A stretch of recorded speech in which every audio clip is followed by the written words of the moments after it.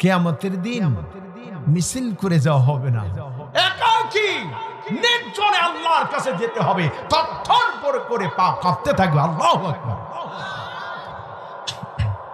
তওবাকারী ব্যক্তি আল্লাহর সামনে যাবেন, আল্লাহ রাব্বুল আলামিন নিজ দয়ায় বলবেন, বান্দারে এই অপরাধগুলি কি তুমি করেছো নাকি?